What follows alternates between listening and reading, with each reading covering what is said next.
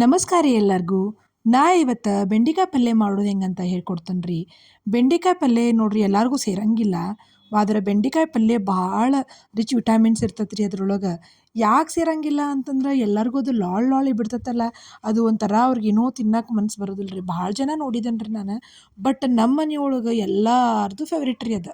So ನಾ ಪದೇ ಪದೇ ಪದೇ ನಾನು ಏನು ಮಾಡ್ಬೇಕಂದ್ರೆ ಬೆಂಡಿ ಭಾಜಿ ಮಾಡಬೇಕು. ಅದು ಸ್ವಲ್ಪ ವೆರೈಟಿ ಮಾಡ್ತೀನಿ. ಇದು ನಾರ್ಮಲ್ ಭಾಜಿ ರೀ, ಇದ್ರಾಗ ಏನು ಸ್ಪೆಷಲ್ ಅಂತೇನಿಲ್ಲ. ಸೊ ಮೊದಲು ಏನು ಮಾಡ್ಕೋತೀನಿ ಅಂದ್ರೆ ಹಿಂಗೆ ರೌಂಡ್ ಹೆಚ್ಕೋತೀನಿ ರೀ.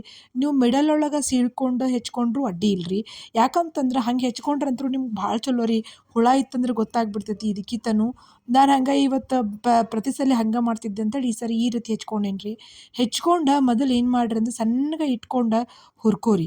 ಏನೂ ಎಣ್ಣೆ ಹಾಕಕ್ಕೆ ಹೋಗ್ಬೇಡ್ರಿ. ಒಂದು 5 ನಿಮಿಷ ಹುರ್ಕೋರಿ. ಅದು ಎಣ್ಣೆ ಅದೇನು ಬಿಡ್ತೈತಂದ್ರೆ ಲಾಳಿ ಎಲ್ಲ ರೀ ಸಣ್ಣಗೆ ಕಡಿಮೆ ಆಕೋತ ಹೋಗ್ತೈತೆ ರೀ.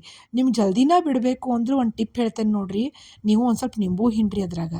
ಆಮೇಲೆ ಒಂದು ಸ್ವಲ್ಪ ಅದು ಯಾವಾಗೆಲ್ಲ ಲಾಳಿ ಕಡಿಮೆ ಆಗ್ತೈತಲ್ಲ, ಅವಾಗ ನೀವು ಏನು ಮಾಡಿರಿ ಅಂದ್ರೆ ಎಣ್ಣೆ ಹಾಕ್ಕೊಂಡು ಹುರ್ಕೋರಿ.